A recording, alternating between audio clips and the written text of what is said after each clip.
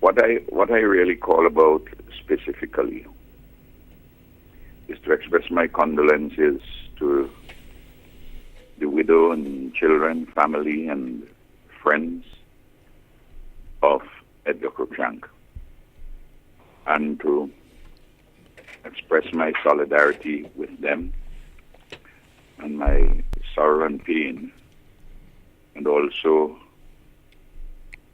to say that the persons who are injured, including the little boy, they're in my prayers. And I feel for them. Yes. Even though Edgar Cruickshank is dead, I still think of him as being present. He's my friend. He's been my friend for about 30 years, my close friend.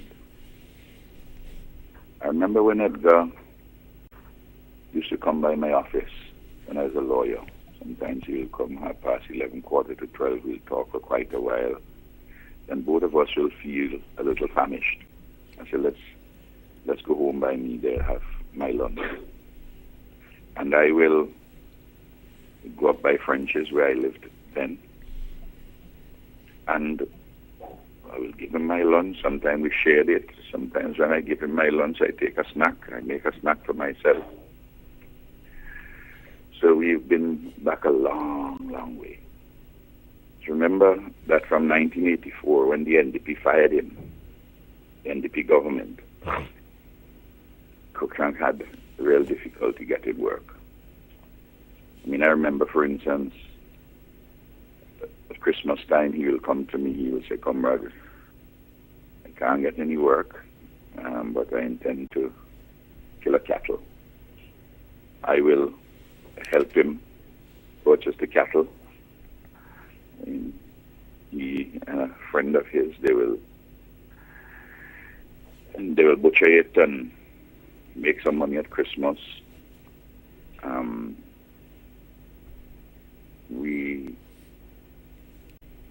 He come by my home, I go by him, we meet. You know, he's my great friend, and I miss him greatly. I remember he's struggling all the years for the NDP to give him his severance pay. For 17 years, they refused to. To the credit of Carlyle Duggan, he was the only one in the government, when he acted as Attorney General for a short while, was pushing for him to get his severance pay. Never succeeded. Edgar told me that when Annie Eustace became Minister of Finance, he went to Eustace. Eustace told him he washed his hands of that. He has nothing to do with that. Denied him his severance pay. Of course, as he used to say, he waited 17 years. He could have waited a little while when I got into office. And we approved his severance payment, and his severance payment was paid. He was a good contractor. He was a good and disciplined worker. I remember Edgar when I was a boy at the grammar school, watching him playing cricket. He was a policeman. He was a good all-rounder and a fantastic cover fieldsman. I remember the people at the time talking about him as being a brilliant cover fieldsman, like Colin Bland, who was then in the South African team, which was banned from international cricket because of racism and apartheid. And as a youngster, a number of us used to say, no, Edgar Cruickshank is not the black Colin Bland. Colin Bland is the white Edgar Cruickshank. That's how magnificent he was when he patrolled the covers. I can still see him in my mind's eye at the old Victoria Park. He was, and up to his death, remained a member and supporter of the Unity Labour Party. Now, I know they all kind of talk about Edgar had moved. About 10 days or so ago, I called Edgar after hearing all these rumors. I said, Cookie, what am I hearing? That you're leaving, you stop supporting the party. He's a commander, which is what he used to call me. He's a commander, or sometimes commander-in-chief. The commander, don't pay any attention to that. That's divide and rule. He said, I'm with you from the beginning, in the middle, and I'm with you at the end. He said, I will defend you with everything that I have, even my life. That is what he told me. There are persons around who can testify that after I spoke to Edgar, I said, y'all don't bother about this wild talk that Edgar has moved. I said, he has told me, and he and I are friends, and I trusted him, and he trusted me. We've been through too many things together.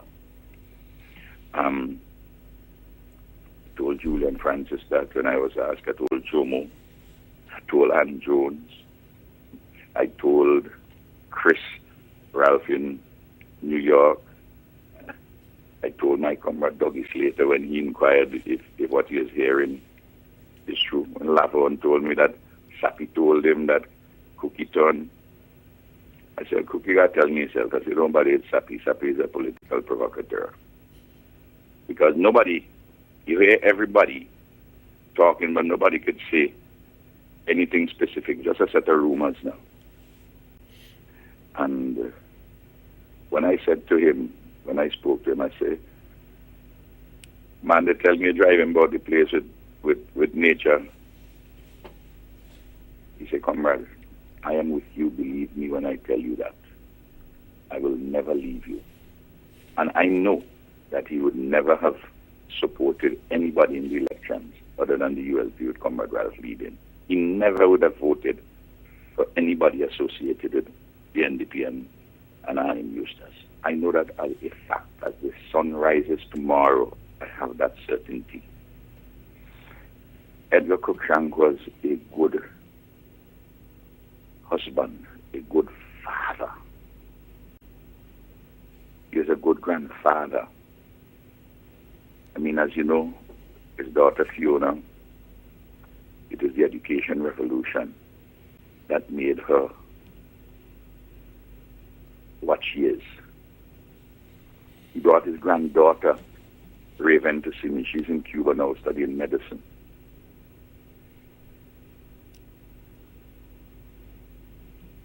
Edgar would tell you, he said, comrade, all of them talking, they don't know how my house built. He said, you know how my house built. And by the way, he built that substantially when he was in opposition, when we were in opposition. Bit by bit from various things which he did. Without any work from the government, with an NDP government. He and I will travel up and down the countryside. He will come to my office unannounced with 5, 6 people. Sometimes my staff will say, Cookie's there. I say, tell him come back. Because this morning we have some meetings. Tell him come back this afternoon, 1 o'clock, 2 o'clock, whatever.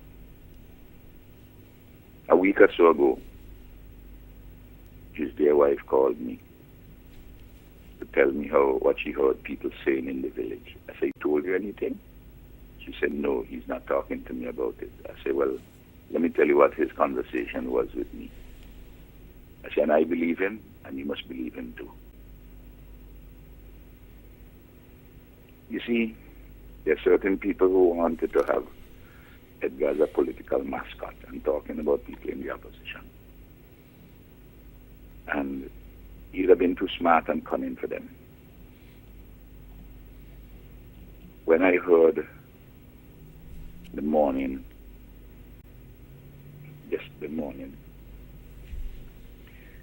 Edgar had died,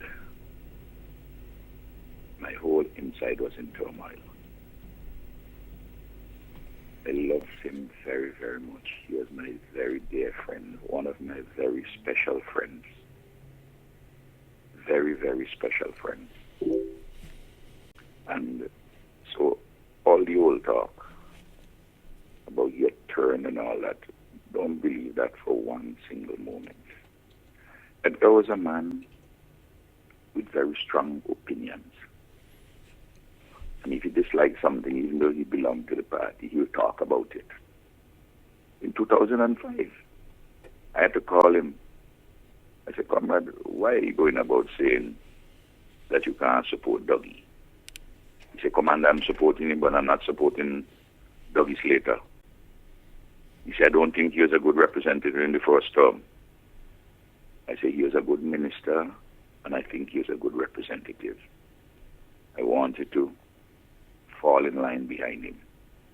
He said, Commander, if you say so, but I have to tell you my opinion. And you thought that opinion about Kettles, you know. He, of course, wanted a different candidate to hold the banner of the ULP in South Leeward. And he and I spoke about that. When he had something published, of course, never believed that Cookie himself wrote it. When I was publishing Eyewitness News, I talked to him. He said, all right, Commander, I ain't going to have nothing write up anymore. So I give him my word on that. He had problems with Bragsa. He thought that somebody at Bragsa, an NDP man inside the hierarchy of Bragsa, as he put it, was discriminating against him politically. Told me the name of the gentleman. I had the gentleman come to my office. I spoke to the gentleman in detail. I told Cookie, I said, no, this gentleman, you're accusing him wrongly. I said, I don't think he's NDP, he's not ULP, he's just a good Christian man who's doing his work, and he disagrees with you on something. And if anybody is holding anything against you in Bragsa, it's not this gentleman. I'm giving you all of this background, comrades, to show you the closeness between Cookie and I. Up to the last days before he met his unfortunate death. It is a very painful thing. I tell you, I get up on nights, since last night, for instance, since this incident, and I'm thinking about Cookie, thinking about him not as so much as a political person, but as my very dear friend, whom I love greatly. And I will not stand by and watch people try to manipulate his name for dastardly political purposes. He was a good and decent human being. He and I were bosom buddies, one of my best friends. I've lost somebody whom I've loved very, very much. And as I tell you, and if you talk to Fiona, his daughter, she would tell you, she would say, our father will talk and he'll criticize this or that, but he would never go to the polls and vote for anybody else other than Labour under Comrade Ralph. If you go and ask his wife, she would also tell you the same thing. So we have to pay tribute to Cruickshank, Edgar Cruickshank. And I don't want any of our supporters to be under any of this view that Cookie had, quote unquote, turned.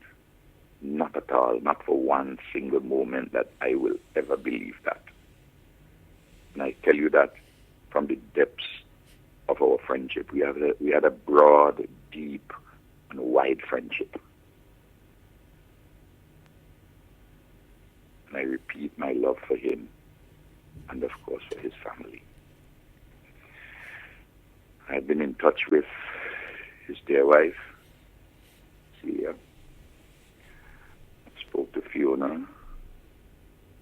Fiona, his other daughter, younger daughter, is a little distressed. She's taken it very, very badly. She's 19 years old. And I will be there shoulder to shoulder with them, because they know the relationship between Edgar and myself.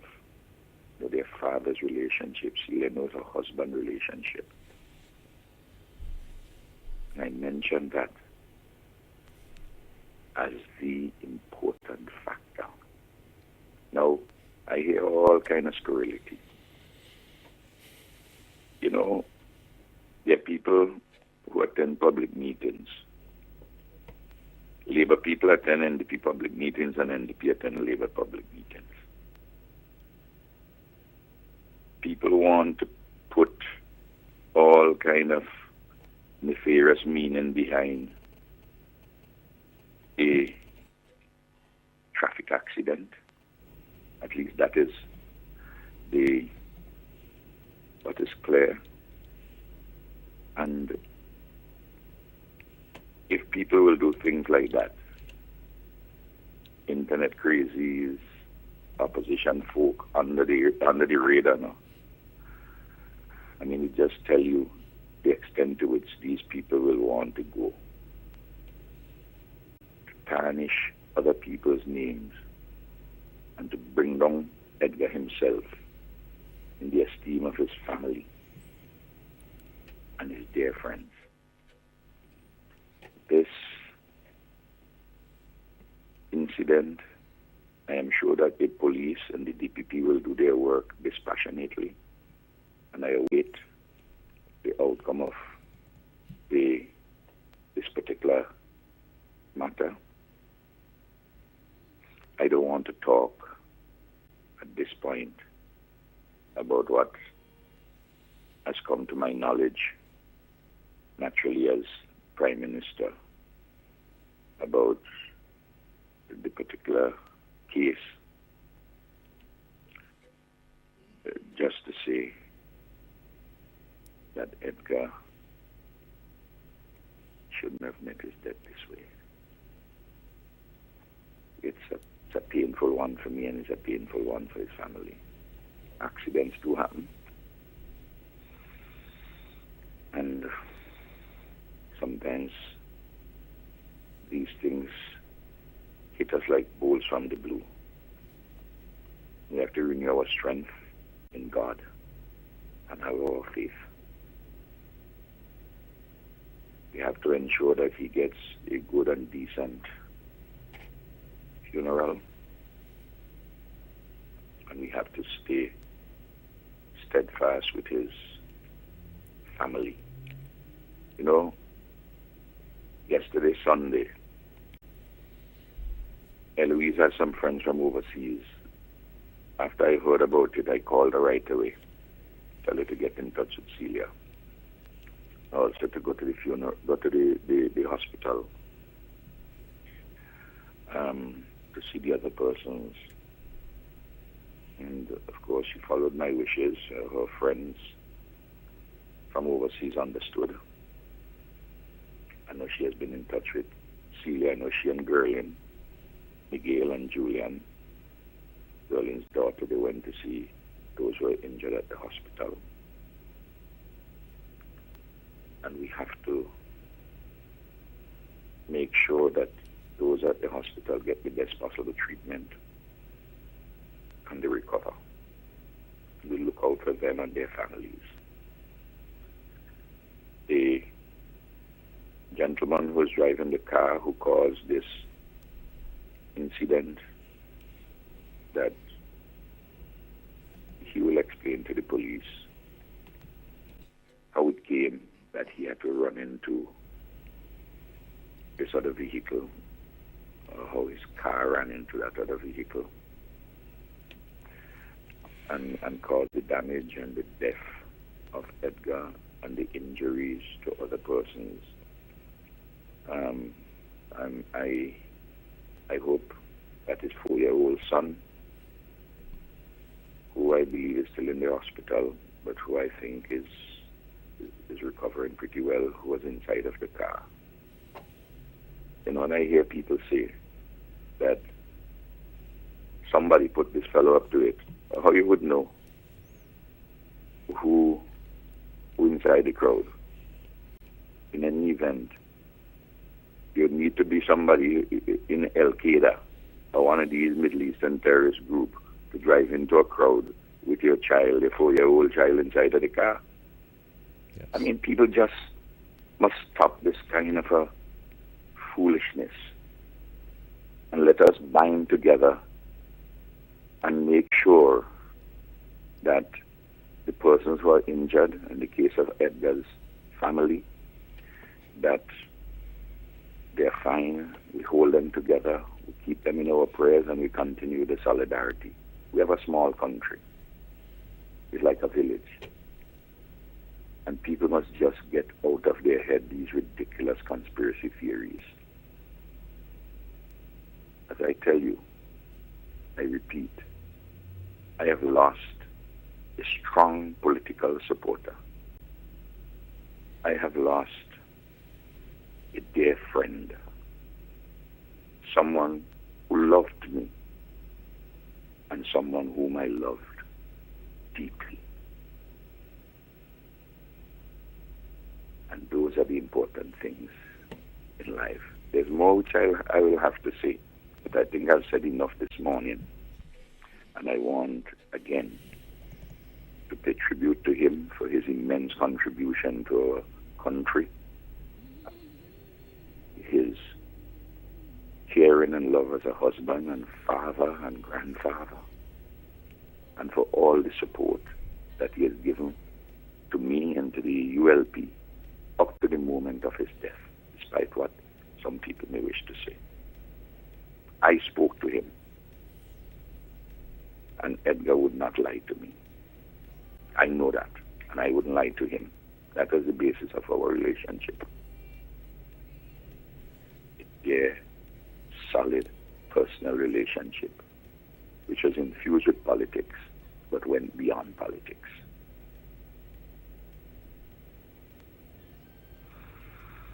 So, that is what I wanted to say this morning, comrades. Thank you very much, Prime Minister. And we certainly join you and the rest of the Unity Labour Party family in expressing condolences to the family of Edgar Cruickshank. And of course, you're there in Cuba attending this CARICOM summit. We do hope that you bear some fruits in terms of the discussions coming out of what is going to happen there. I tell you, comrade, I've been doing my attention span.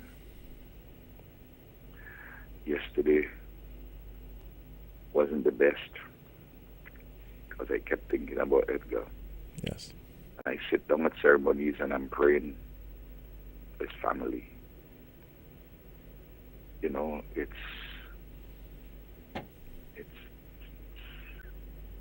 wrenching for me. A difficult one. And well, this morning again I will call Celia. That's his wife. Yeah, and I call his wife and I'll call Fiona. I didn't get to talk to Fiona yesterday when I called back last night. And Eloise, in the meanwhile, Eloise as a wife and as a mother would keep in touch with the family. So to Sister Gerlin. Okay. You know, I happen to know from what people have been calling me and telling me, and what other people tell me. When I said that ULP people attend NDP meetings and NDP people attend ULP meetings, understand that the brothers out of the same home, one supporting NDP, one supporting ULP, who at the meeting. Okay. You know? Yes. How are you going to know who is supporting whom? Huh? Good question. I mean, people, you know, there's some people who declare their loyalties. And I noticed the word that I use. The NDP, in particular, Nature Stevenson, wanted to use Edgar Cruickshank as a political mascot. Yeah. Because, for propaganda purpose, no. Yes, yes. But Edgar was a ULP man up to his death. He was a supporter of Comrade up to the moment of his death. You hear me? Yes. I wouldn't go And there. I don't want any of our supporters to tarnish his name Okay. by saying anything to the contrary. Yes. He had, as I said, everybody knows that, for instance, he supported Grenville over Jomo. And he's a man who takes time to wind down from some positions of his. And he had this beef with Bragsa.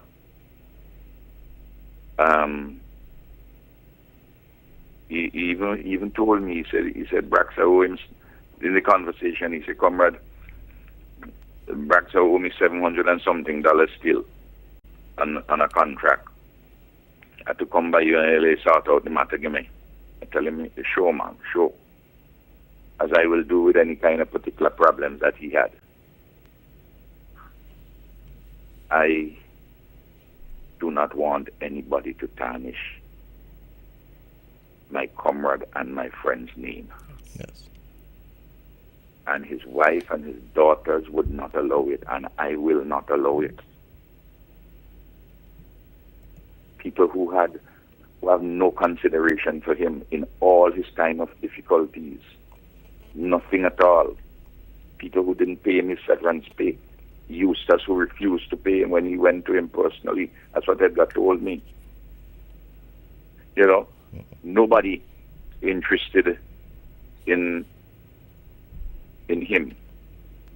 I know he was upset about these two things which I mentioned because he spoke to me about them. But he would also have said to me, say, Commander, you know I will never leave you. And I believe that. As I tell you, I spoke to him 10 days, maybe less than 10 days ago on the phone. Okay. And the memory of that conversation is in my head. It's the same thing. What I say about Edgar is what I say to ULP supporters when people will come and tell me Tom Brown, say turn, or Mary Jones leave one side and come to me.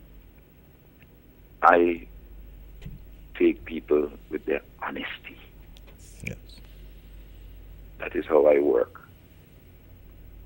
And in this case, what he and I have been through together, there are things which nobody will know. Our history together, the closeness we have had. When I tell you, Edgar Cruickshank was one of my closest friends in St. Vincent and the Grenadines. And we will honor his memory.